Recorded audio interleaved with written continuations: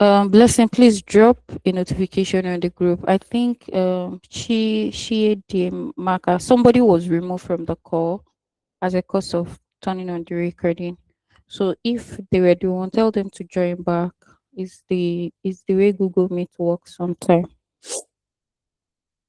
Um, Theophilus, Jovita, Obeyemi, your hands are up. Is it from? Okay, please turn it down. All right. So, welcome to this session. Before we start, I just need two persons. It's going to be an interactive session, right? Optimizing your LinkedIn profile as a product manager. Forget what I have on my screen. Why is it important for you to optimize your profile as a PM? I need three people to touch on that. Why is it important for you to optimize your profile as a PM? Okay, I have Joseph. Is there any other person that is willing to try?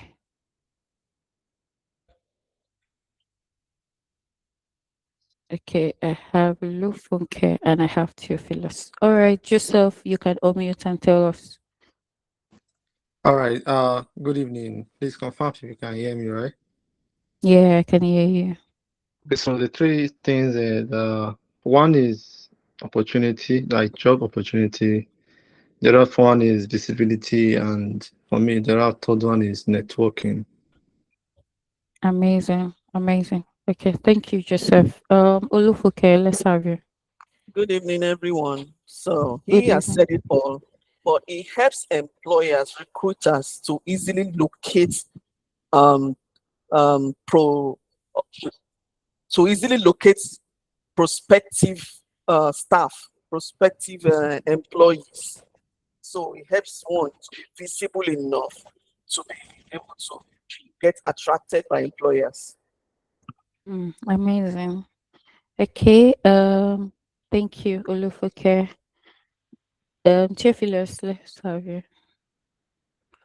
Blessing, I'm going to make you an admin so that you can be accepting people. Let's just give them today as a day of grace. From our next meeting, I think our next meeting is going to be Sunday. Please, once it's 7:05, you won't be allowed to join the call. It's very important to join early. Um, I know today's delay was a little bit from my end because I was still on a stakeholders call. Okay, Theophilus, let's have you. Yeah. Why is it important to optimize your profile as a PM?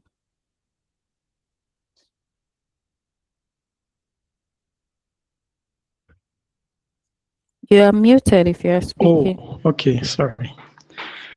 Your LinkedIn profile is your professional public profile, as it were. So, if you are building or whatever you are doing, you can showcase it to the world. You can showcase it to those in your network. So, by optimizing your profile, you will be able to put yourself out there for visibility, and also you can easily communicate what you are doing. Yeah. Mm, that's amazing. Yeah, that's amazing. Thank you, Theophilus. Yeah, finally, Obeyemi, let's have you. Good evening. Good evening. They've actually said it all.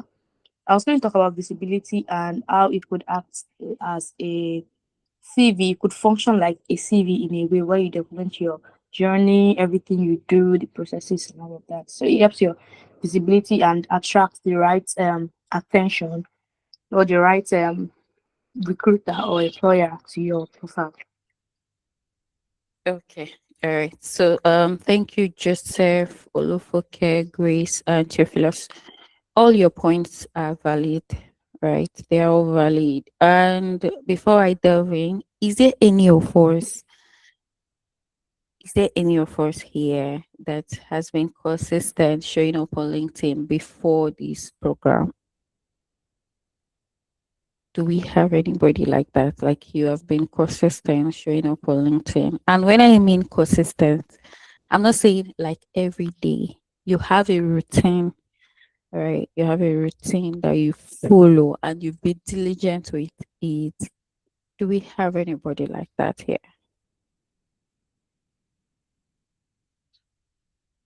Okay, I can see Faith. Is there any other person? I can see Joseph. Israel, I've not seen you on LinkedIn before. Okay, so I'm actually looking forward to all your names on LinkedIn. Is there any other person? Jovita. Yeah, I can see Jovita and Theophilus. Okay. Thank you, everyone. You can drop your hand. So as a PM, right? I think I touched a little bit on it. Yes. Was it yesterday that we met or Monday? Right. Your LinkedIn profile is like your digital resume and not resume per se, but like a combination of your resume and portfolio, right? Because as a PM, every single job you're applying for, recruiters are literally requesting for your profile. And it has triggered this question several times like, why are recruiters always requesting for your LinkedIn URL? If it's what to be an engineer or a designer, I think I recruited 2 designers today, right? And what I requested for wasn't LinkedIn profile. I just needed a link to their Behance or their portfolio. Then one Android engineer, I requested for their GitHub, right? So when recruiters are recruiting, if it is those visible roles where they literally see what you're doing, there are specifics that they will request for. It's just minority of them that will request for your LinkedIn URL. But as a product manager, your LinkedIn profile is like your mini portfolio. In fact, there are some rules I came across recently that your portfolio link as a PM is optional, but your LinkedIn profile is important. And it has triggered this question several times. Why? But from experience, I can tell why because we've seen so much. We've seen a lot on resume. We've seen a lot on portfolios. People can just claim projects. They are true projects that they worked on. Fine. But some of them might be group projects and they were just on the sideline. And because their team members have launched, they will add it to their own portfolio. I worked on it. But the real experience, the real critical thinking, the real processes, they didn't learn it. Right? They can't defend it. Right? And recruiters want to see that these people can do the job. Resume is no longer enough. Portfolios are no longer enough. In fact, nowadays, when they look at your resume, they want to see numbers. They want to see the revenue you've driven. The expectations are high. I just received a voice note on two talents that were turned down by a recruiter. And I had to ask the guy, like, why? These are good talents. And he was like, oh, it's another person that scanned through the resume. So for you to know that there's a gap there, resumes are no longer enough. And when you have just portfolios showing case studies without you showing your product thinking, without you demoing your processes, what you did, how you approach problems, how you provide solution, it becomes a challenge. See, let me tell you the basic truth here. The truth is that the entry level phase, this entry level phase is saturated. Everybody wants to move into tech because they want free, because they want I can't say because it's easy, because I've worked 4 years as an accountant. I've done, I've, I built my own business as an entrepreneur for 5 years. So I won't say because tech is easy. I won't say because tech is easy. Most people want to move into tech because they feel like, oh, that's where it's happening now, right? And especially for no code roles like product management, project management, program management, product marketing, they are saturated. They are saturated because majority of people are literally pulling in. And just because there are some basic programs that literally you come and learn on scholarship, it's reducing the quality of, because it's scholarship majority, because I've mentored PMs from several academies, popular academies out there. I won't mention names, right? And I saw the gap. So because majority of them are on scholarship, it reduces the quality per se, right? Now the whole place is saturated because I met I think that was April May. I was mentoring some PMs from She Code Africa. These are PMs who say they've done basic training as product managers. They've even participated on some internships and all of that. And I just asked a simple question so that I know where they are and I know how to meet them. And this is literally a question every PM who have gone through the basic should know, right? And I asked that what are the phases of the product life cycle?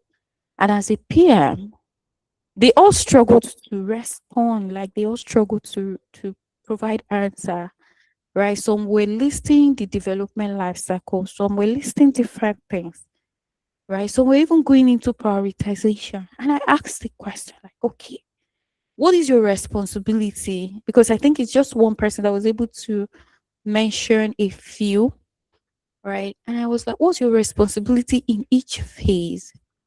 And as a basic PM, as an entry level PM, as a junior PM, if you don't know this, like if you don't know how a product works or how a product gets built, theoretically, we're not talking about the practical now, right? If you don't know it, it becomes a problem because there's an issue with the foundation, right?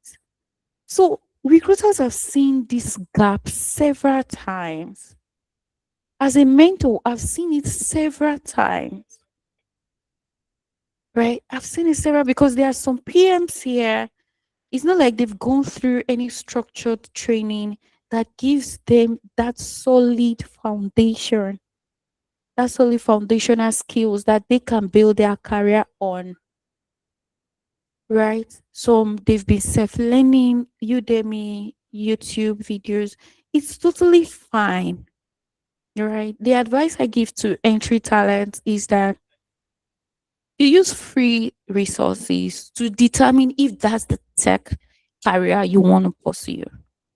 Does it align with your personality? Does it align with who you are? Because if you are in a role that makes you struggle, you won't survive, especially product management. If it's project management, I'll say, okay, you can survive, right? But this is product management. It is broad. It's today I was refining our KYC, KYB. It has to do with a lot of compliance, right? It's a lot. Like you literally do a whole lot of research. You look into what's the regulation was. It's a lot. So it's very, very important that the foundation is solid so that you don't waver. When I see some of my interns shouting about jobs, jobs. I understand because that's my desire. Like I've literally been looking for different measures, ensuring that every intern that passes through our program in the next 6 months are placed, right? But at the same time, it depends on how you show up, how you take ownership, how you lead products. Because nobody wants to bet on you and get ill feedback. So recruiters have seen these several times that they've employed entry level talents and they can't deliver. And majority of them, because the most companies today are in a fast-paced environment. Most companies today, they don't have that resources to, because this is tech. Before a tech startup breaks through, it takes years. It takes between 5 years or thereabouts. And your strategy must be very strong. If you don't know this, please try knowing it now and do your research. Right? Unless it's already established unicorn businesses, you find yourself. And it's always very tough because those businesses are requesting for associates and they are asking for 2 to 3 years of experience. So what happened to those who are just starting? So majority of you might find yourself in startups. Startup that they might not even be a senior PM. Right? So these recruiters, they just want somebody that can come and take ownership of the product, shape the vision of the product, lead the product. They don't care whether you're an entry level talent. They are just dumping all the responsibilities on you. There are sometimes that you might even act as the marketer. There are sometimes that you might act as, it's because they don't have that resources, right? So when they want to spend 150 to 200K to 250 to 300K, they want to ensure that they get somebody that can actually do the work. So sending your resume, your portfolio, it's no longer solid enough. That's why you see that they request for your LinkedIn profile.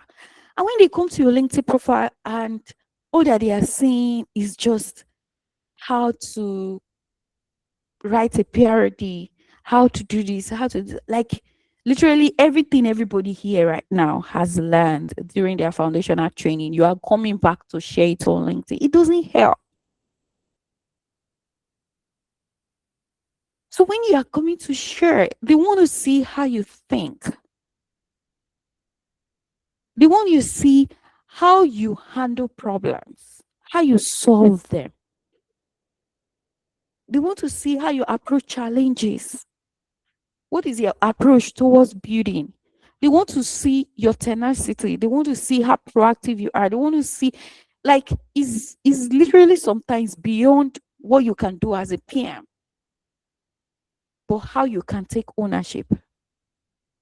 And most of these things, see, the essence of this class is to establish that mindset in you.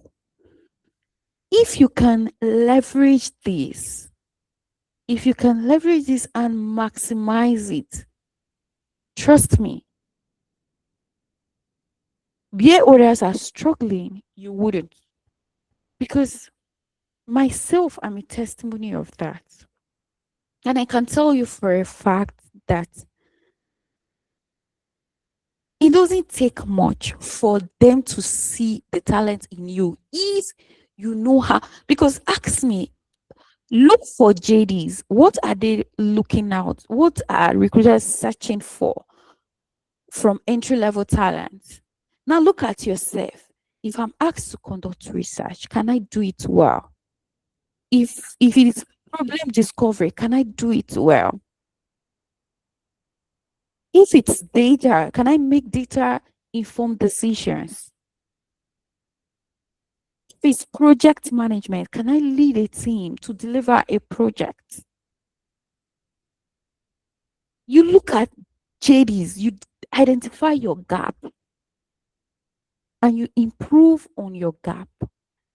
Now, it doesn't end with you improving on your gap. but you showing it out there. So ask yourself, like, as a recruiter, if I arrive on this person's LinkedIn profile, what do I want to see? It guides you on how you should refine your content. So you're not just coming to, because in today's world where there's AI everywhere, especially AI generated content, anybody can drop any content.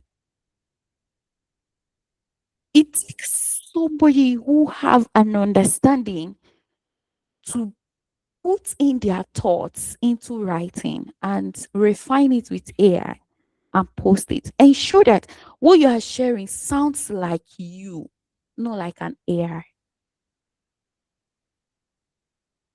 Right? So the very essence of this particular course, this class we are taking today, because this is an internship, we don't teach, we only guide you on the right path. Right? But I always ensure that this class comes first because you're going to be sharing your journey out there. You're going to be demonstrating your approach to solving problems. Because the goal for this internship at the end of the day is not just to give you that experience that you can add to your resume. No, anybody can do that, especially with the help of AI tools, no code tools that you can use to build products, use to build projects and put it out there. Right? Anybody can do that. But so that you can demonstrate how you think, how you work, how you approach problems, how you will help these companies move their products from 0 to 1, how you understand your responsibility in each phase of the product, your approach you will take, how you will do it, challenges you faced in the course of you working in your projects during the course of this apprenticeship program. What were your approach to solving those challenges? So you demonstrating everything out there. That is what will make you stand out from the crowd. Because put a crowd, 100 sheep in one place. Sheep are white in color. You won't tell which is Theophilus or which is Faith. But because Faith is wearing brown, Grace is wearing blue, Theophilus is wearing ash, it will be easy for you to identify them. So this phase you are in is saturated. The ability for you to stand out lies on you. It lies within you. Right? So whatever we are going to teach you here, we are going to guide you. Please implement. Don't rush processes.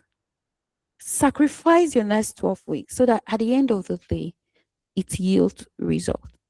Right? So the major reason why you're optimizing your LinkedIn profile as a PM is the very one thing, especially if you're not currently working, is to be recruiter worthy. So that when a recruiter lands on your profile within the first 3 to 5 minutes, they already see that this talent is somebody we want to work with. This is a talent we want to work with. Then number 2, visibility. Right? Because visibility is going to help you that they will see the value in you. Because it's the mindset, it's the human mindset. When they see that when you put a content out there, people engages with the content. A number of people love the content. It easily tells them that, oh, this person knows what they are doing. The mindset. And again, that visibility helps you that after this program, or by the time, maybe it can even happen within this program that you get a placement, all right, because that's our prayer for everyone, or you get a promotion at work, or if it happens, or if after you've landed your first job, what's next? There are so many people who had literally I've heard it that show up on LinkedIn. If you're a PM, that's how you get employed and all of that. And once they get their first role, they disappear. Why there are some wise ones that beyond that, they move further to build a personal brand for themselves. And building a personal brand for yourself, one, makes you confident. Two, makes you relevant. Three, it gives you that credibility that you are indispensable. I'm telling you for a fact, you are indispensable. Three, it gives four, it gives you something you can rely on. Recently, I've heard some number of persons, because of challenges from their place of work, that if they had known when they started their career, they could have built a brand for themselves. Because your personal brand help you stay confident even outside your role. Because the question again is, Grace, who are you beyond your role, whichever company you are working with, you are working for? That company can fold up today, especially tech startups, they are unpredictable. That company can face challenges today. Who are you beyond it? Then the kind of opportunities that come at you, you'll be looking for growth. Especially if you started in a startup, you'll be looking for growth, global visibility. Who are you beyond it? Right? So just take this as an extra. This is outside scope. It's outside of the scope of this particular class we're having, right? But take it as an extra that even after this internship, it doesn't mean your showing up should end. Who are you beyond a product manager? Even when you get employed, who are you beyond that? Right? So you make sure that whatever you're establishing here, you continue with it. So recruiters want to see how you approach problems, if they can trust you enough to work with them. That is the reason why your profile needs to be optimized, right? So from today's session, you will learn how they evaluate your LinkedIn, right? Then how you can position yourself as a PM to attract them, and how you can position yourself will help you. It will determine how each section of your profile, how you should optimize it, right? Then the kind of content you put out there to show how you think as a PM, right? So one thing is that your LinkedIn profile should answer these three questions about you. One, what kind of product manager are you? I believe some of you have seen it. There are some PMs that show they are fintech PMs, data PMs, platform PMs, growth PMs, AI PMs, whatever, right? But your profile shows what kind of PM are you? What kind of product manager are you? Right? So this mindset helps you to refine your profile the right way, right? Then what problems can you solve? As a platform PM, it will be difficult for you to be solving compliance problems. It will be difficult for you to be solving regulatory problems. It will be difficult for you to be solving AI problems, building agents and all of that, because that is not your niche. That is one fantastic thing about product manager. That is one amazing thing about PM. It doesn't limit you that, oh, every product manager, it's not like design that, oh, every designer has to be this, or every engineer has to be this. This is product management. Meaning, even your previous experience as a customer success rep, as an accountant, as a lawyer, as an engineer, all your previous experience are important. I was having a one-on-one session with one of the batch 3 today, right? She has strong experience in real estate. And today we have prop tech, property tech. It's an added advantage to her because recruiters would want somebody who has experience in real estate, properties, managing properties, and all of that to build their tech products. Today we have health tech. A recruiter, if there is an accountant who became a product manager and there is a nurse who became a product manager, or there's a doctor who became a product manager, or there's a radiographer who became a product manager, and they're hiring for the role of a health tech PM, they will prefer that person who has foundational experience in that role to build that tech product than an accountant who has zero knowledge in that role to build the tech product, no matter how good that accountant PM is. So whatever experience you have before is a value added to your product management career. So it is very, very important that you understand this about yourself. And as I'm saying this, pick a pen, pick a notebook. It could be now, it could be after the class. The recording will be shared with you. Write it down. What are my strengths? If you're a business oriented person, like I can't run away from entrepreneurship, right? And even with the fact that I have experience in AI, I have experience in fintech, I have experience as a technical PM, my soul, body, and everything is pushing me into growth. Because that's where my strength, that's where my passion lies. So you writing down your strength. What is your passion? What excites you? Because you can't build a product you don't love. Trust me. A product you are not in love with, you will struggle to build it.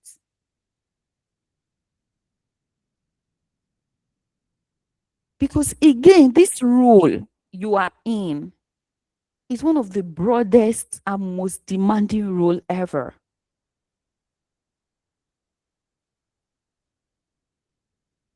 So it is very, very important that you understand who you are. What kind of PM am I? At this beginning phase, you might want to be flexible with your niching down or your specialization because you want to open yourself to opportunities, or you want to discover yourself better, especially if you are just maybe you are still an undergraduate, you are just graduating, you don't have previous experience, or you have previous experience but you just want to try out other things to see, or maybe you don't like, you are not passionate about it, you just worked there because of survivor and you want to actually go into tech just to discover yourself. It is very, very okay for you to open yourself to different experiences. But I'm trying to share this with you again, that as you grow in your career, right, you tend to discover yourself. Who am I? What excites me? There are so many leadership PMs that have worked in places like Google, Amazon. Then you see them resign from those roles to work in a startup. It has to do with passion, because again, you want to ask yourself,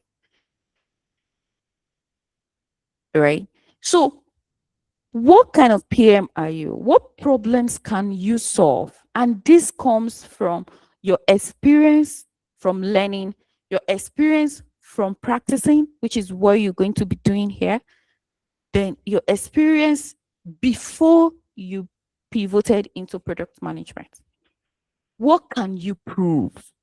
That is where your content, what you put out there, matters. Because if you can't prove it, nobody will know you have it.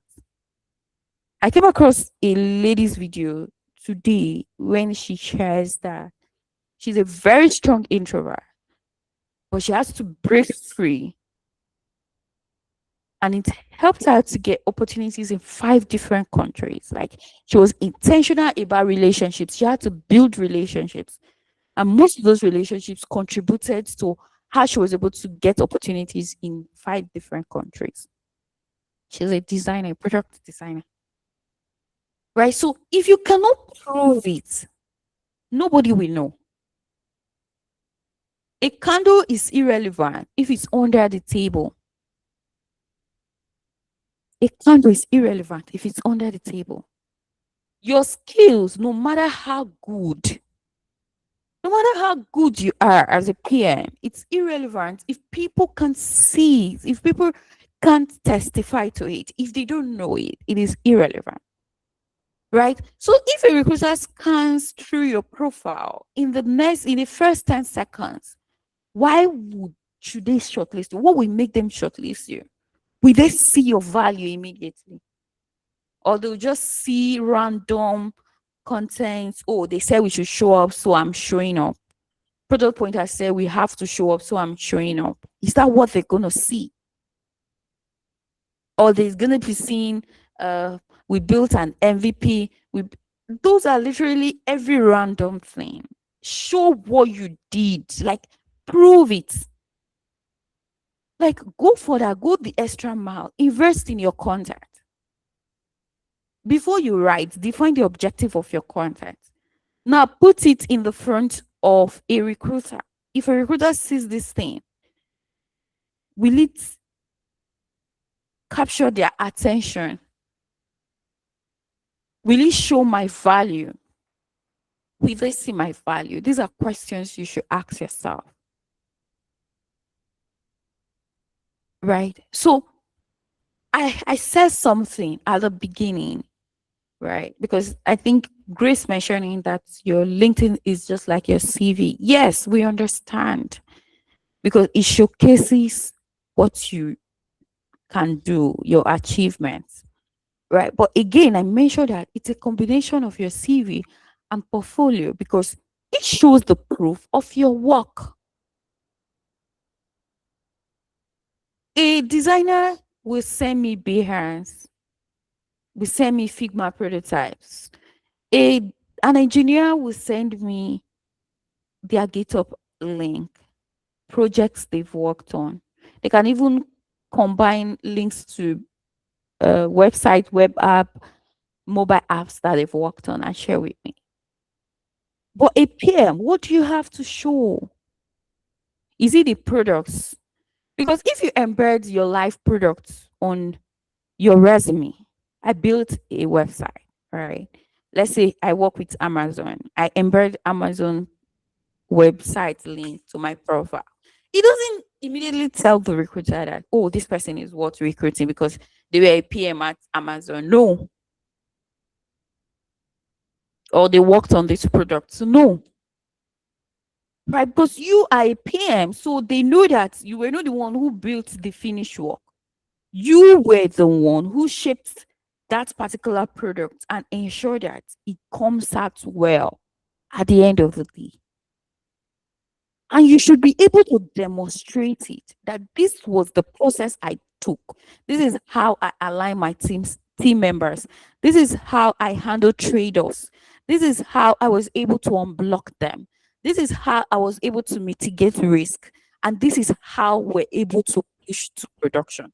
Like, if you can't demonstrate, if they can't see it, it becomes a problem. And that is the reason why we made that effort to have that video recording class. Because if everybody is showing written resume and portfolios, and you want to stand out among them, you have to go the extra mile. What would make you stand out? Ask yourself. And we're able to identify that video creation because you're already doing an interview. So imagine your profile, your portfolio is filled with videos, case studies of products you built, their finished work, and you're literally demoing it. Just like I'm speaking to you right now, my camera is now turned on. I'm demoing it. I'm telling the recruiter, this was what I do. I spoke to 55 people. These were the feedback I got. I literally tested hypotheses from the data I gathered. This is how I was able to prioritize my solution. This is how I decided to build it out.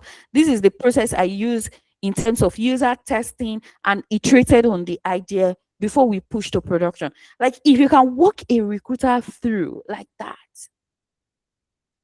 they immediately see the value you are bringing. They know that it's beyond just you saying, I worked on this project.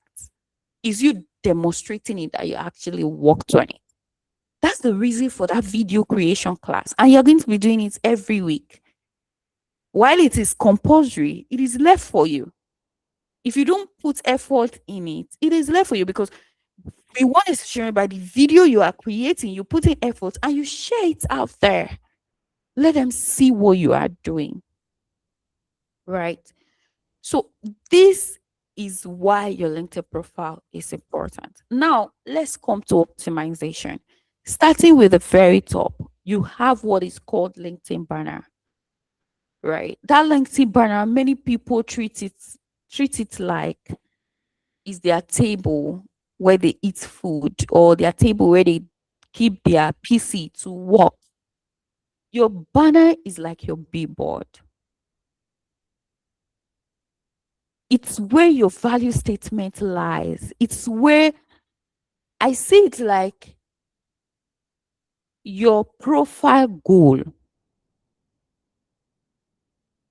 Your profile goal. Profile goal. What are you what do you want to achieve? Right? So as a PM who is job hunting, you want to talk about the value you not bring to recruiters. That's a goal.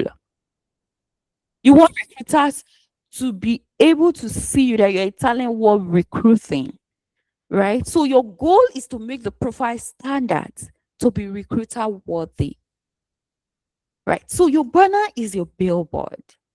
And after this class, you have to go and make your banner to stand out. Ignore everything generic out there. I help funders to build products that user love. They are generic. Every single PM today, we put it there. How many can actually do it? I help funders to drive revenue, to drive adoption, to drive retention. Yes, that is what recruiter actually wants you to do, but can you do it? So you sit yourself down and think about it. If a recruiter wants to hire an entry-level PM, what is the goal? What is the value they are looking from for that PM? So if you have a niche, right? Because in the previous set, we have prop tech PMs, we have fintech PMs. Many of them were so in love with fintech, right? And I'm wondering, where are all my commerce PMs? Where are the e-commerce people, right? Where is agri-tech? Right? Where is mobility tech? Mobility tech is another niche that is not really saturated, likes of both Uber and all of that, right? No, so if you have a niche already, you ask yourself, like, if an e-commerce recruiter arrive on my profile, or if a fintech recruiter arrive on my profile, what will make me stand out? What value would they want to see? Go and think it down, write different drafts down. It doesn't necessarily mean you have to get it perfect at the first time. Just write down different drafts, right? Go to ChatGPT or whichever AI you use. Explain yourself. Like you can use voice note. Literally explain yourself. Act as a recruiter, right? Act as a recruiter. If you arrive on my LinkedIn profile, what value would you want to see on my LinkedIn banner? Now, the first results AI will give you is going to be vague. You be the one to prompt to ensure that it suits what you have. Then give it your ideas, like this is how I'm thinking about myself. This is the value I'm looking to give. Right? Then prompt it to refine it based on what you've discussed with it. Right? So the prompting matters. That's how you are going to get a unique value statement that you can add to your banner. Right. So forget LinkedIn coaches and how do they call it, visibility coach and all of that, right? You are a PM, you are a professional, right? So avoid anything random aesthetic images that don't communicate your brand as a PM, your value as a PM. You should focus on the value you want that banner to give, right? So a simple format for your headline is your role, your specialty, and the impact, right? I added a few examples here, but again, you want to ask yourself to go beyond, right? So, example one, let's say product manager, MVP viewer, user research, agile. These are vague examples, but just to guide you on, this is the role, this is your specialty, and this impact is not even here, right? So you ensure that the impact should be there. If you've driven revenue before, I know most of you might not have, even when you are working, because you're in a junior role. Maybe your current level um is just on supporting, right? But if you've worked on, even if you've built a product, do you know that as an entrepreneur, your experience as an entrepreneur is valuable to your career as a PM, right? So those metrics you've driven, those impact you've driven, even as an entrepreneur, equates the impact you can bring, right? But at the same time, it doesn't necessarily mean you need to have a number. If you don't have a number, you can you can project impact, or you go with the role, the specialty, and value. So instead of impact, you use value, right? Then two, this one just talks about the role and the value, right? So you see that specialty is out. So this is associate PM, helping start or validate ideas. Again, these are vague. I don't expect any of you to do this, right? But these are just a sample that shows you the formula, right? So you ensure that you use keywords recruiters actually search for, because many of them searches for keywords. While I was on maternity leave, I had about two different recruiters reach out to me, and they needed a PM for a creator commerce product, right? I had to tell them that I'm not open to it yet. I'm on my maternity leave and I'm not ready. And beside, I'm still in love with my current role. Right. So I recommended to recommend someone. Yeah. So it's very, very important that you use keywords, because they are going to search for it. So if you want to optimize to a prop tech, because again, the role is saturated, guys. Everybody is a PM. You don't want, see, I have had this experience from my one-on-one mentees, that those who follow my direction of niche down, what was your previous experience? We try to see how we can niche them down, right? Do you know that they literally get DMs, opportunities, like back? There was one we niched down as a health care, back to back DMs. Like, ah, ah, today she'll be like Coach B. Tomorrow she, I say, again, are you the hot to God? It's- We've niched one. He has experience in quality assurance of physical products, right? We niched him there as a QA here. Ah,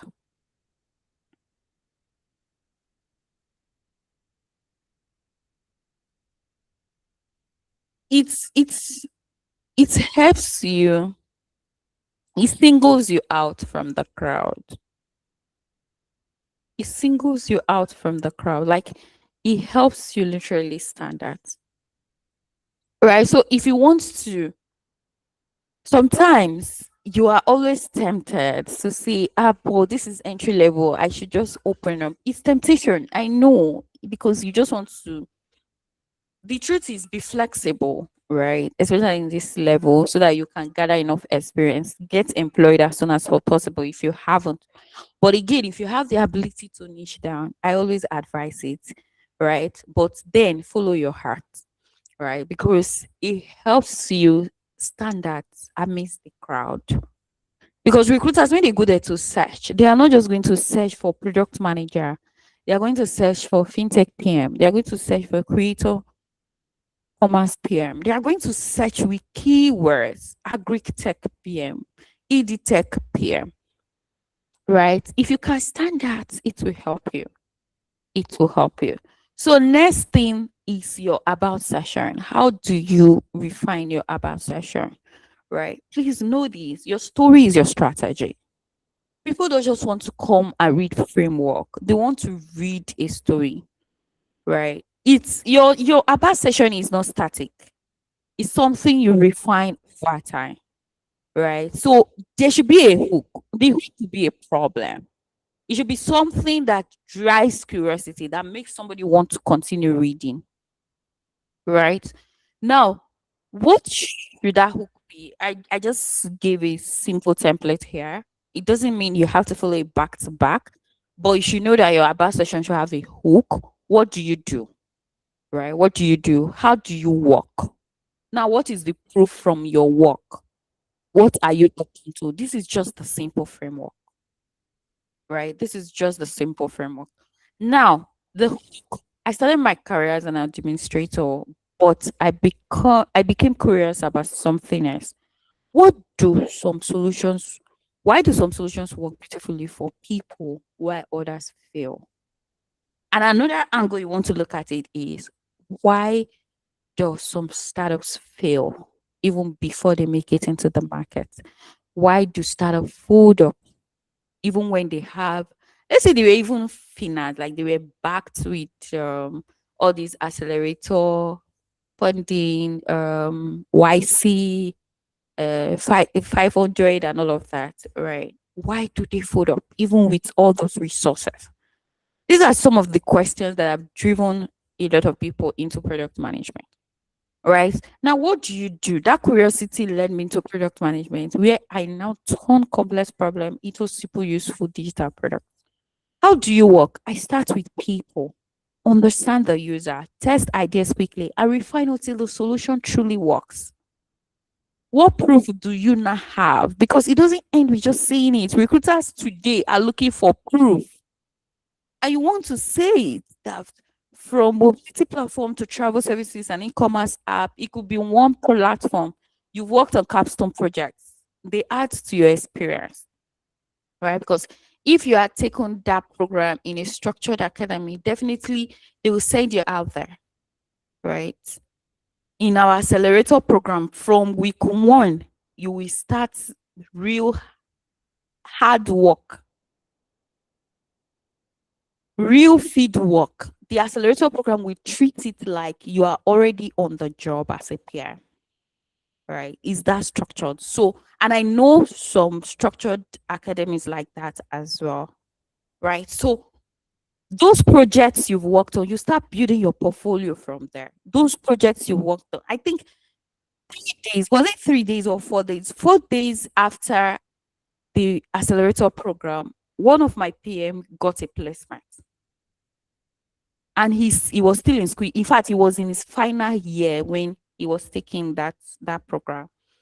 Right? So you start building your portfolio. When they teach about user research, when you conduct it, create your video, add it to your portfolio. Right? When they teach you about PRD, create your portfolio, how you work on a PRD, and add it there. There are so many PMs out there that when they say draft a PRD, they'll be drafting 20, 50 pages. Right? But a strong PM will understand the value, the content, what a PRD should showcase. We'll come up with a 1 to 2 pager. and you demonstrate the important things and why you structure that requirement document like that, right? So build your portfolio on time so that you can have proof to showcase. And thank God for this internship program you are going through as well. Start building your portfolio if you haven't. Those of you who have worked on capstone project before, please go and create a demo video. Screenshots from projects you've worked on. Show them, then do a voiceover showing your face to demo them. This will help you stand out, right? So show the proof from mobility platform to travel services to e-commerce apps. I enjoy building products that make everyday experiences easier. If you have numbers, use data. It's very important. It helps, right? Let them see to it. Then what are you open to? I'm always excited to collaborate with teams, building thoughtful, scalable products that solve real problems, right? So I just gave a full run through of an example of the Abra session, right? So I began my career as an administrator where I learned to break down complex problems and build structured solutions. That same curiosity about solving real problems led me into product management. Since then, I've worked on projects across mobility, travel, and digital platforms, helping turn ideas into usable products from defining product strategy to shaping how users actually interact with a solution. In building products, I rely on structured decision frameworks, right? Like Moscow prioritization and RISE scoring to determine what matters most and ensure teams focus on the highest impact work. I ensure working closely with designers, engineers, and business teams, translating user needs into clear product requirements and guiding ideas from concept to delivery. I'm particularly interested in building products that simplify complex systems and create meaningful value for users.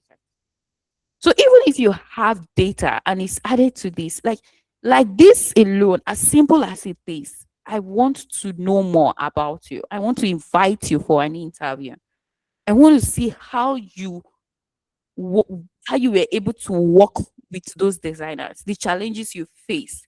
Because trust me, even stakeholder management, even collaboration skill is very, very important that they are going to ask you during interview because they don't want a talent that will come and turn their team upside down, right? So how do you collaborate, right? So they are interested. How did you prioritize with the Moscow framework? How?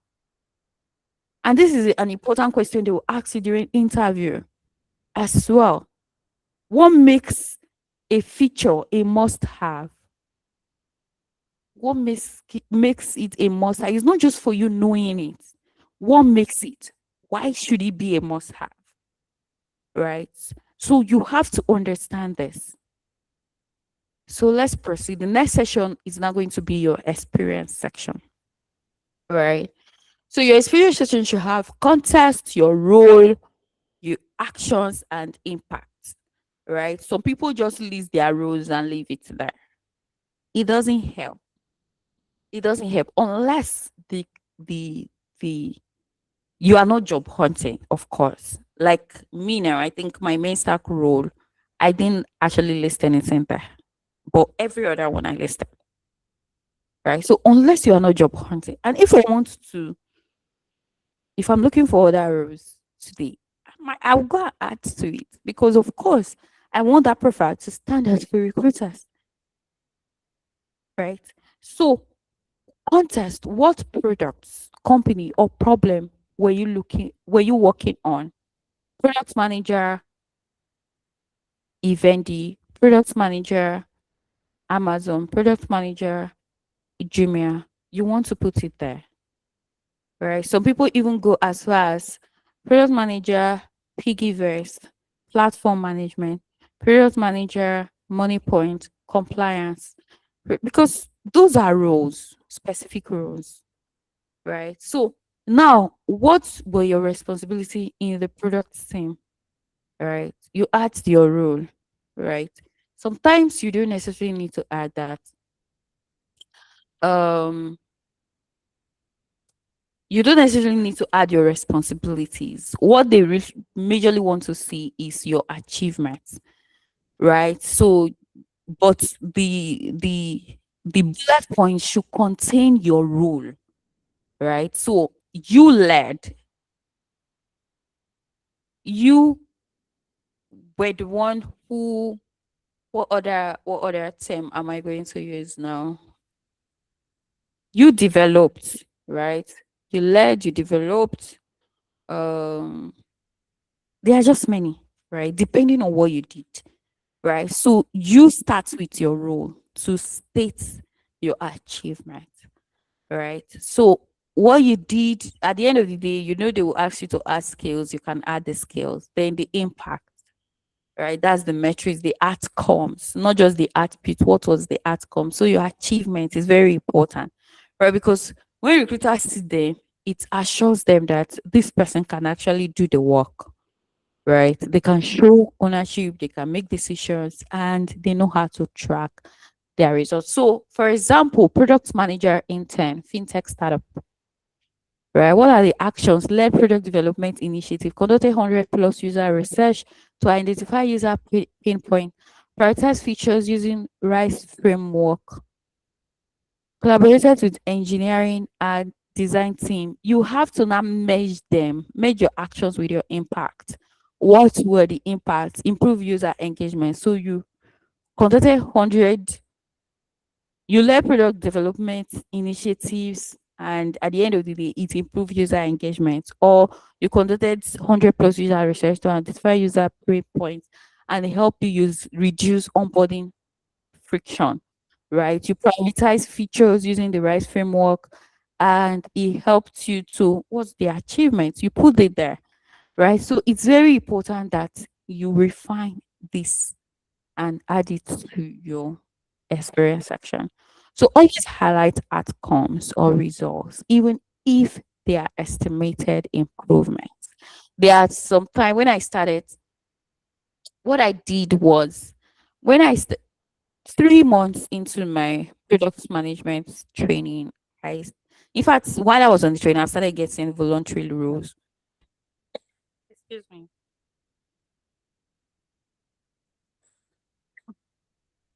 Then 3 months after, I I got my first role. No, 6 months after I got my first role. Right. So it's very important that even if there are no metric yet to show, because some of those voluntary products we were working on, some of them did not make it to production. Right. It's very important that, please excuse me.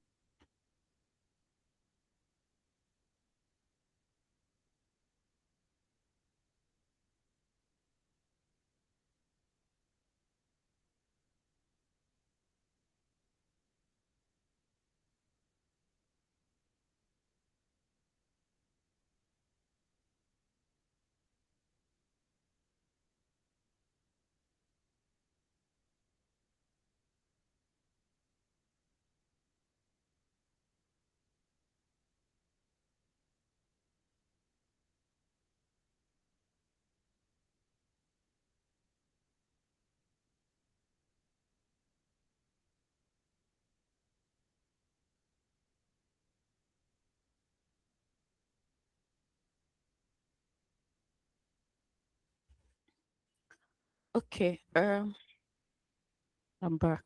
Sorry about that. So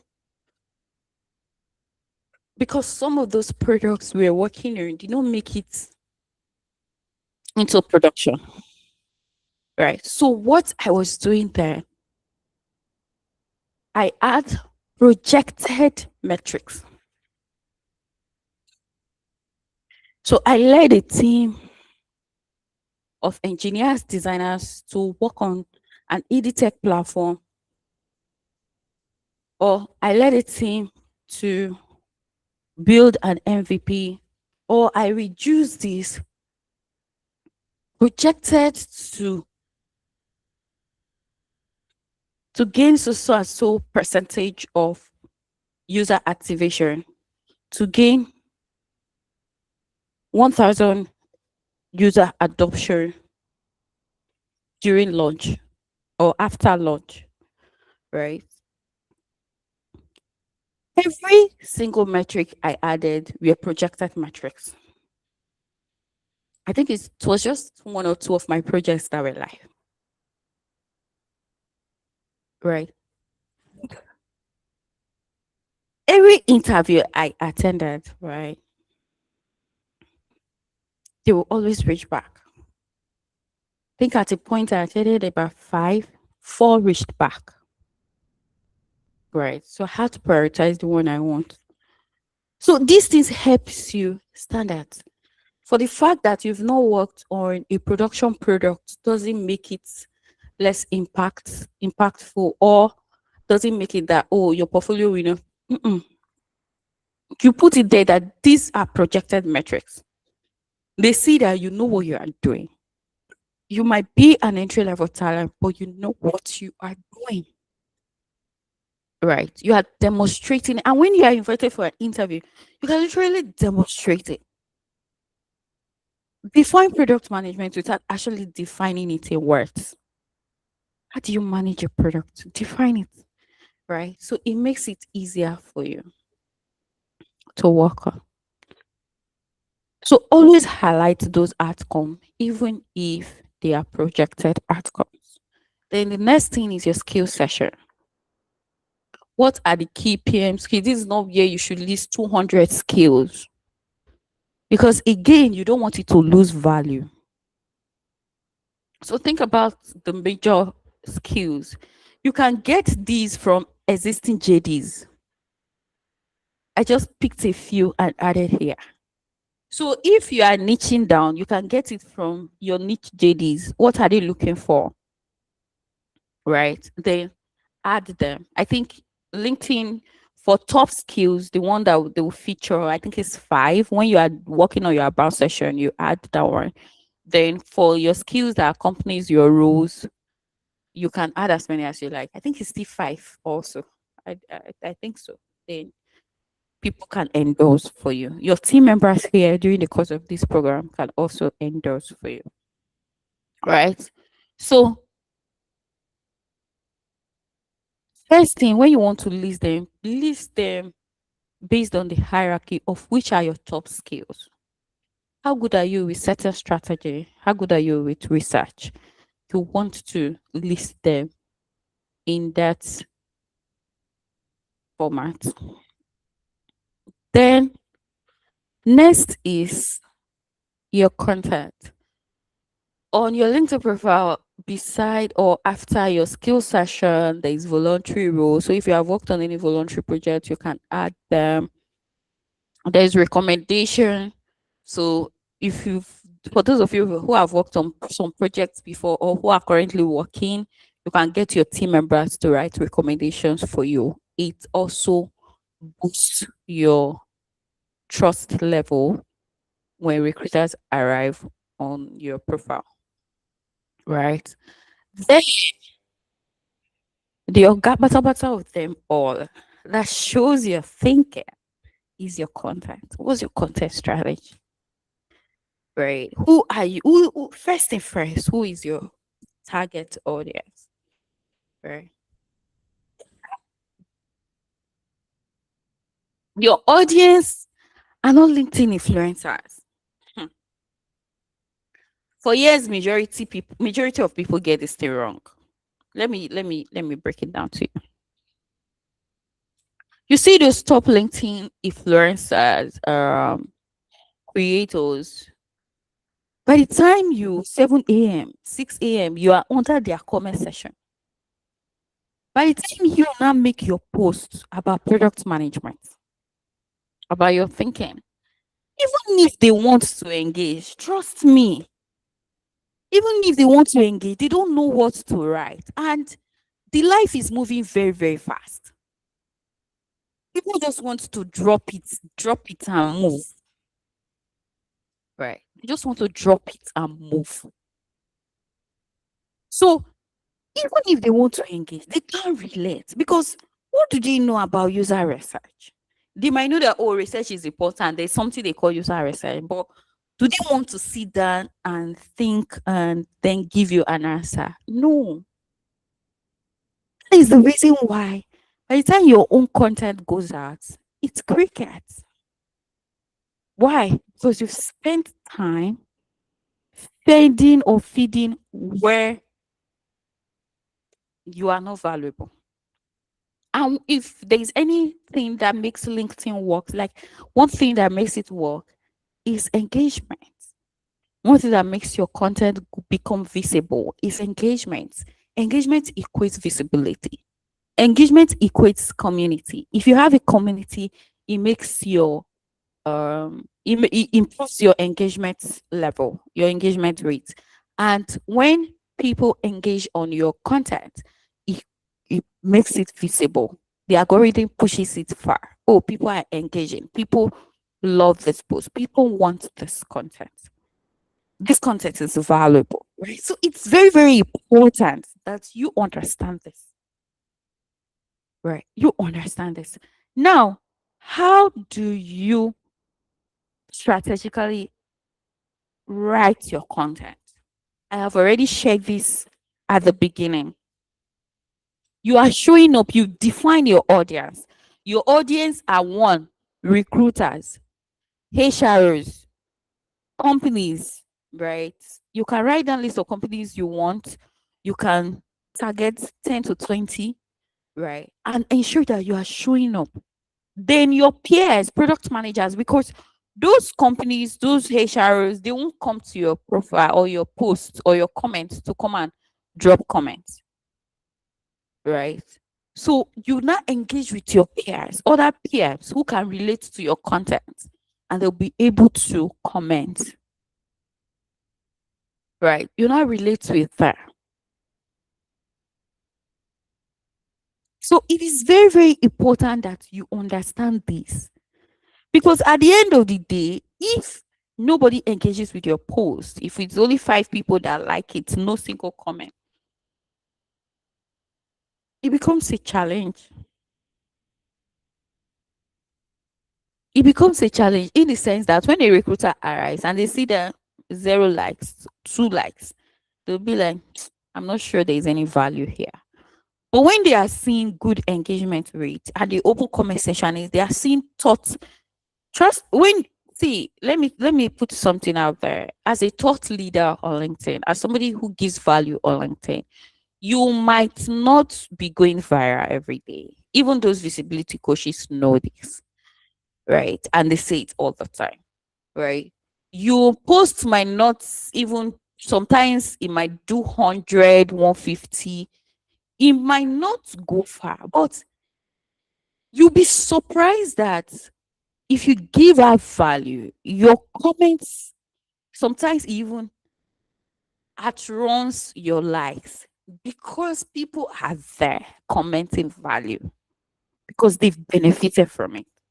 So, as a thought leader on LinkedIn, your content might not necessarily be going viral every time, right? It doesn't mean there are times it won't go viral. I have literally seen a lot of thought leaders that maybe they have a particular post that went viral.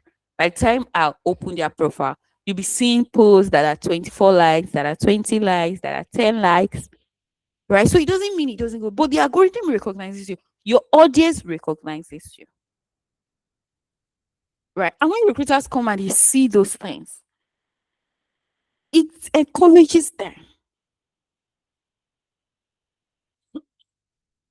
So it is very important that you have a strategy. Think it through, come up with a strategy, right? I've already told you how to refine your content to make it stand out for recruiters. Let it show your thinking. Look at this content here. One of the most misunderstood skills in product management is stakeholder management. I did not come here to say this is stakeholder management and this is how it goes. I did like I'm talking to Faith. Faith, do you know that one of the most misunderstood skills in product management is stakeholder management? Naturally, it sounds simple, right? Is it not just to send updates, align teams, communicate timelines?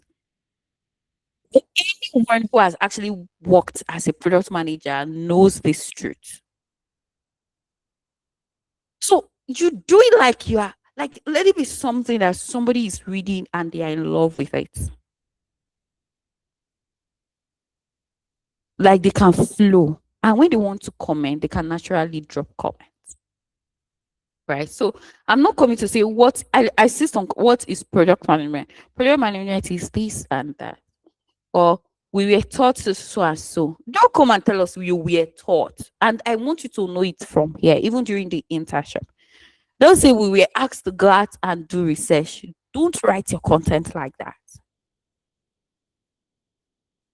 I was faced with a problem, and I know as a product manager, the first thing to do is understand that problem.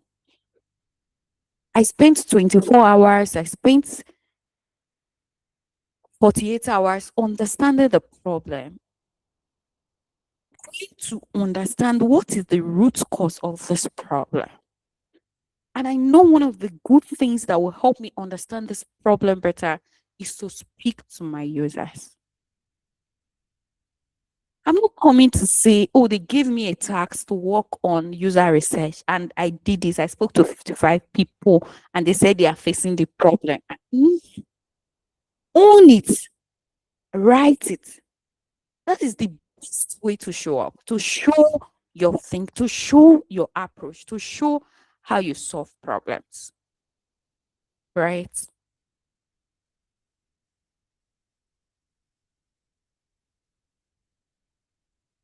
So ensure that your content have a good strategy and you apply this strategy to your video content, because content is not limited to just writing, right? So there are 3 things I'm going to touch on here.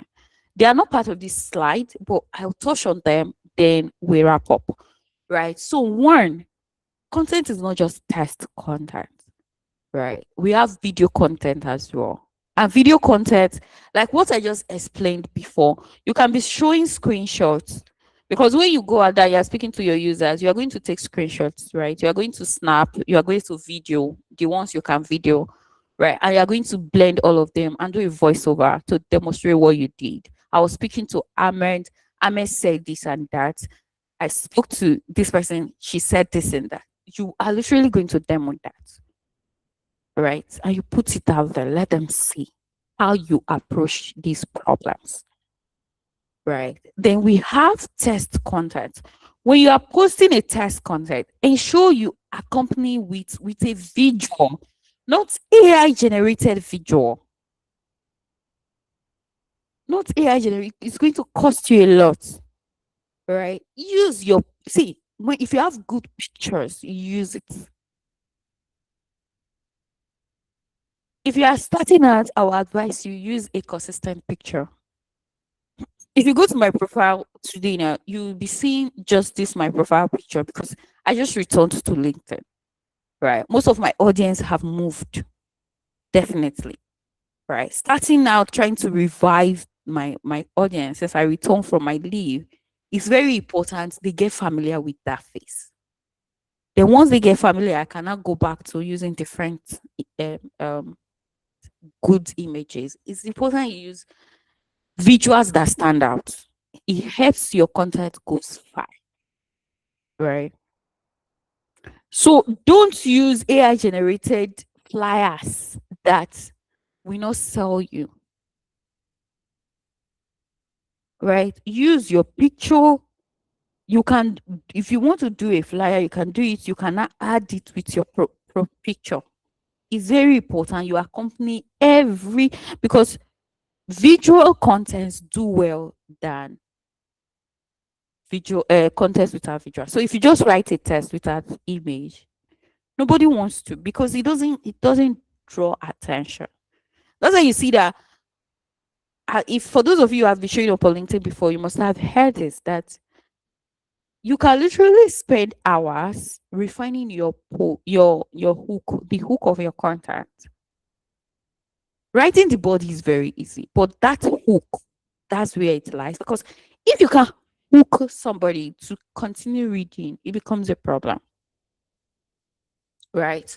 So know that in the course of this apprenticeship program, because we want you to see results, posting is not optional, right? It's very, very important, right? Unless there is a very, very strong reason, and it will take 100% for Coach Blessing to approve it for you, right? So your post shows recruiter how you think about problems and products, right? You've learned product management, you've watched those videos. This is the time you have to demonstrate why they should employ you. So you don't want to miss out on it. You want to give it your best shot. Don't just go in a dark room and you are recording your video. If you don't have LED lights and all of that, use natural sunlight. If you are using a mobile phone, if you are using, place your phone in, what is it called? A slideshow format. That's a horizontal format, right? Place your phone in a horizontal format. Let the phone back the sun. So you are facing the sun, the phone is facing you, right? It makes like visuals like that even stand out than some of them with LED light, right? So ensure that you're in a good environment. Just get a good place to do your videos so that when you put it out there, it captures somebody. They want to now watch further, right? And they want to engage on it. Because again, if you put the video out there and they can't watch it, then the essence of creating that video is defeated because they won't be able to know how you think from it, right? They won't be able to tell or see the value that that video is giving, right? So finally, what are your content types? It could be anything, honestly, but product and case study, learning in public, decision thinking, real experiences, they all stand out for you as a peer, right? The goal is for you to show your problem solving ability because, again, that is number one core thing that almost everything about product management revolve around, right? So your content framework, one, context. So you set the scene. What is happening? What's the situation, experience, or trigger? What is the problem or observation? What stood out? Right? Then the thinking. How did you interpret it? What ideas, angles, or perspectives did you consider? Then the action or decision. What did you do? Choose or conclude? What's the insight or lesson? Because again, you don't want to put content out there because you ask yourself, what should somebody benefit from this? Because if somebody cannot benefit anything from your content, they won't read it or they won't engage with it, right? So, what should be the lesson? Now, what is the call to action? You always add a call to action that would drive engagement. So, with this, if you can follow all these steps I've just walked you through, you'll be able to have a well standard LinkedIn profile that is recruiter worthy and helps you get discoverable, right? So I'm going to open the floor now for questions. If you have any question, please ask.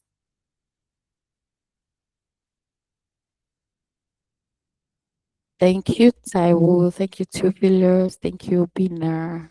Thank you, Faith. Thank you, Jovita, Avin, Grace.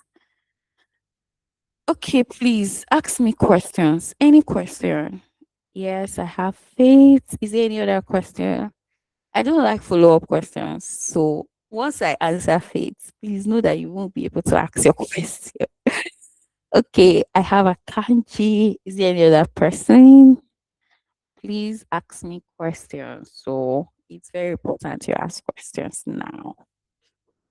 I have Alvin. Yeah, I have Alvin. Is there any other person? Okay, so I'm going to start with Faith. Faith, shoot, you can ask your question. Okay, so the slides that contain content type, there are different content types that you listed out there. Now, is it how do I put this? It's not a must, right? For you to just fix your content on one content type. You can be flexible so that your content is not like rigid. So today you could post about like real experiences, then another time you could post about probably something, a challenge that you solved while working. Can there be flexibility in your content types? Or if you pick one content type, just stick to it? Thank you for that question. Please let your content be flexible. Very, very flexible. Very flexible. The goal is that let people see that this PM can deliver. Let your audience see that they can get value from you. That's the goal. So it doesn't have to just be frameworks. It doesn't have to just be tear down. It doesn't have to just be right. It can see if you can master storytelling. If you can master story, if you can share. There's some persons that might literally maybe because your life here, your life itself, right? Your day-to-day life, it's more like a product, right? If you can approach life just the way you approach your product, you will understand that some certain decisions you make, they even like connects to when you are managing a product, your own life itself, your family life itself, right? So if you can combine both, right, and turn it into a content, good. See, you do so well, good and fine. If you can master the act of storytelling, it will help you, right? So it's not static, it's not rigid. You have to be as flexible as possible. Does that answer your thing? Yes, it does. Thank you very much. You're welcome. Alvin, let's have you. Okay, our kanji. Let's have you. Then Alvin.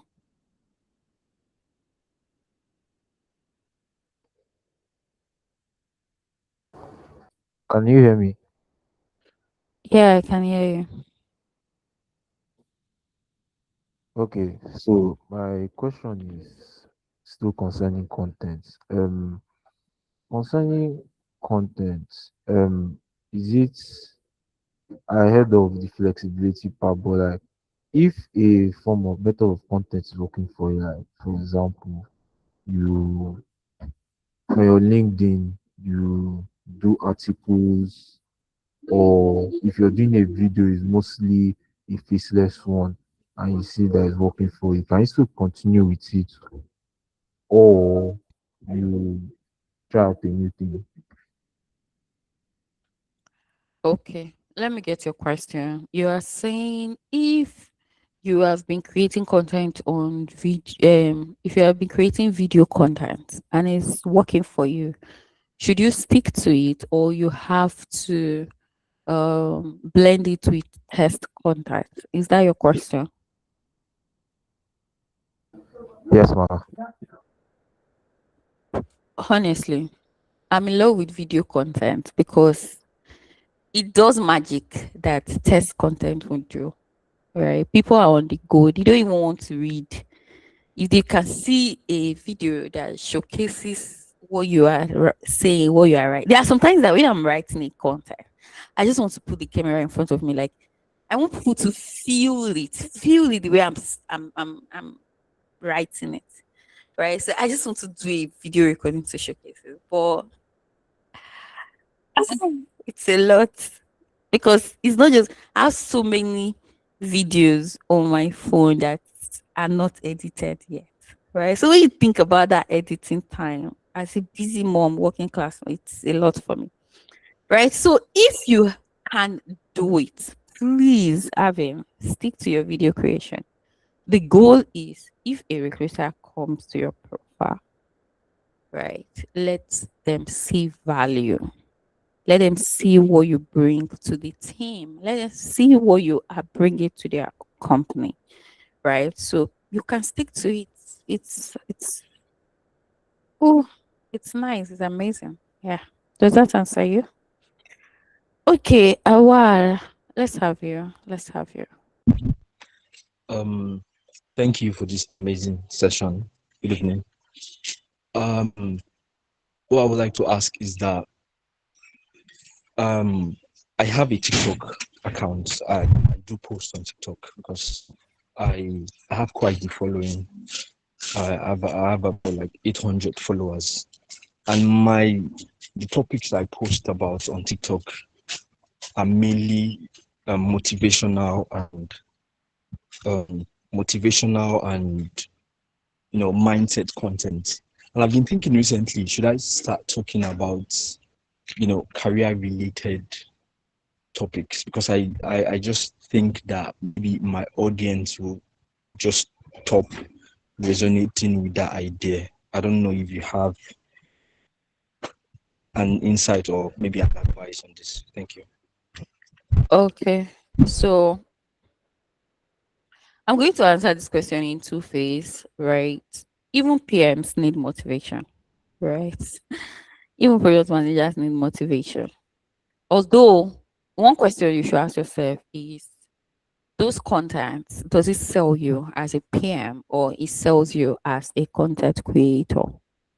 Right. So if the answer is the latter, then you don't want, because again, we spoke about content strategy, right? And the level I try to lead my PMs to is that don't just remain employable, right?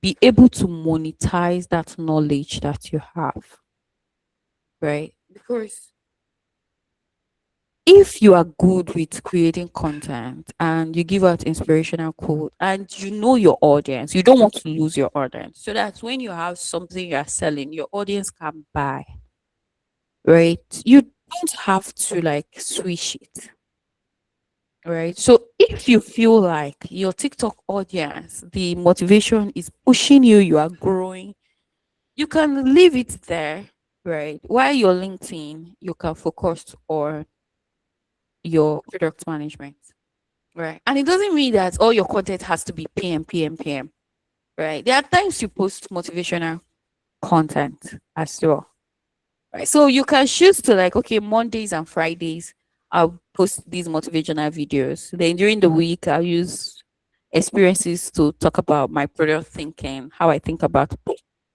problems. It could even be, see, the way people think things, that's why it's complicating. It could be your experience using a particular application. Now, what would you do as a peer? What would be your approach if you were the PM working on that particular product? It could just be that, right? So it could be storytelling. So with you who has been a motivational uh content creator, you can put those efforts or impact into your product content to showcase your thinking skills, right? And leave your TikTok for motivation. Because again, when recruiters want to request for your LinkedIn, your URL, they are not requesting for TikTok, they are requesting for LinkedIn. That is the reason why you saw that we only showcase LinkedIn. Right? There are people building on S. There are people building on Instagram. There are people building on TikTok, like you mentioned.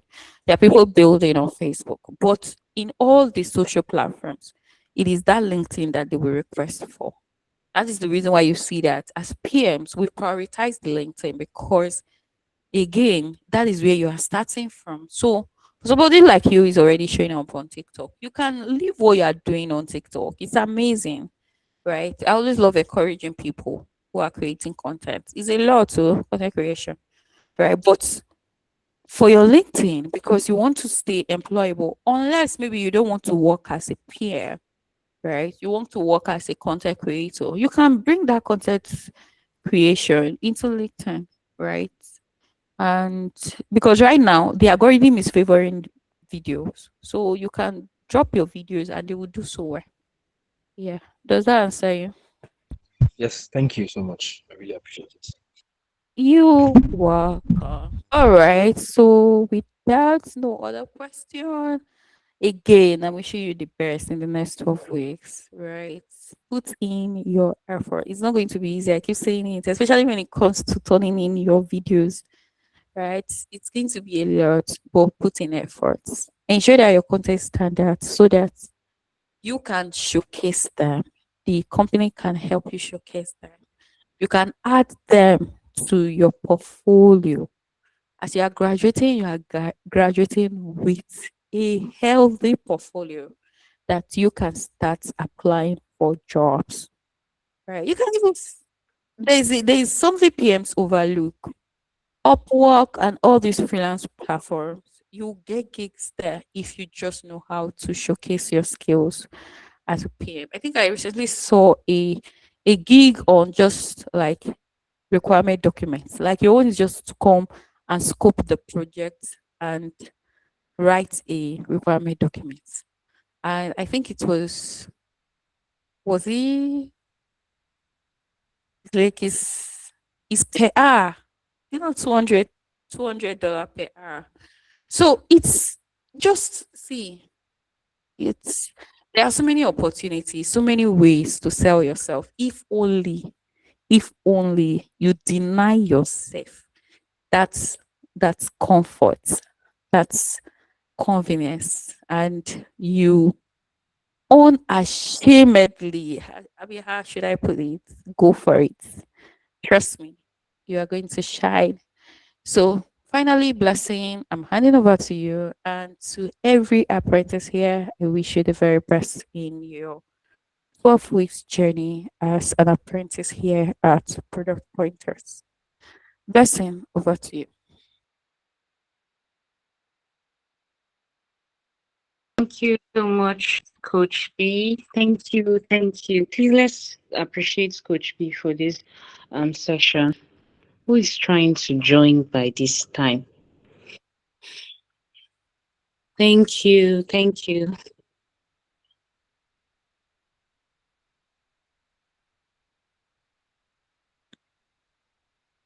I'm still looking at you guys. You guys are not asking questions. No wahala. But I just hope the fact that you guys do not have questions means the session was well explained, right? Okay, so I'm going to take this as yes. So thank you all for joining today's session. Please don't just listen, don't just look at the recordings. Actually go back if you feel all what was said today, your LinkedIn is not optimized, or you don't have a banner, or your profile picture is you holding a cup of drinks, which I'm guessing none of you have like that.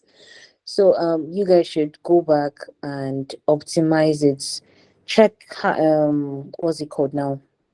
Your tagline, what does this say? Does it speak about the kind of product manager that you are? Your about section, is it describing, is it talking about what you actually do, or what solution or you're providing to these recruiters that come to your page? So please let's go back, use tonight's, so you have to persevere, because there's no resting place. Like I said, this week one is still enjoyment week for you guys. So use tonight as you're watching the video. For those of you that are still owing me that video creation, yes, the masterclass on video creation, you've not watched it. Watch it. As you're watching it, be optimizing your LinkedIn at the same time.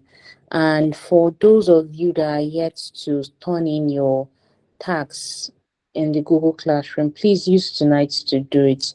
So by tomorrow, I'll check this night, but I will just assume that by tomorrow, everybody should have turned in their tags. Right? Did we all get that? I'm guessing yes. Okay, thank you, Taiwo and Faith. So please let's keep up the energy. It's not I think this internship is not self-paced, so it's not, oh, when I have the time I'll come back, or I go back to listen to the recordings. Like I said, there are no recordings, so I think Coach B is just being gracious by allowing you guys have this recording. But moving forward, most of our review calls, our demo sessions, it will not be recorded and you will not have access to it. So you need to pay attention. You need to join. I think someone joined 5 minutes ago. Normally, you would not be allowed to join the call once it's 5 minutes past the time that we're supposed to start the session. And I think this is our second meeting. We've been starting all of our meetings on the dots of the set time. So there's no African time here. If it's 7, it's starting 7. If it's 8, it's starting 8. So please, let's try and be punctual and form a good habits during this internship. Theophilus, I don't know why your hand is up. Do you have a question? Yes, I wanted to ask concerning the first task. For those that have already made their post already, if because I saw that the task had some requirement, assuming some of the requirements we didn't meet it, we didn't post not cover all of those things. Are we to rewrite it or just submit the one we did before? So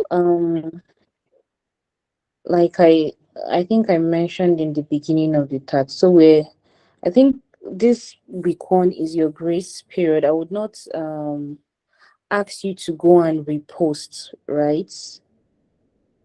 But subsequently you'll be would have a contact calendar, and you see how you can create your LinkedIn post moving forward so that you don't get to miss out on any parts. I think Coach B mentioned that part. So you don't really need to repost. Yeah, I think there's the feature you can edit, right? Yes, you can just maybe go back to edit your post, make sure it fits, but you don't need to delete your post and then having you get to post another one. And when you're done with all of that, you make a screenshot and turn it in the Google Classroom. That's just it though. It's not difficult. Theophilus, are we good? Yes, thank you. Welcome. So for others, and again on WhatsApp group, all of you that are using emojis, I'll start dragging you people because I want to drag some people. I don't know their names. I don't know who is who. Please use a name that I can identify you with. Please. Thank you. I don't mean you should change your account name, but for that group you can. I think there's a way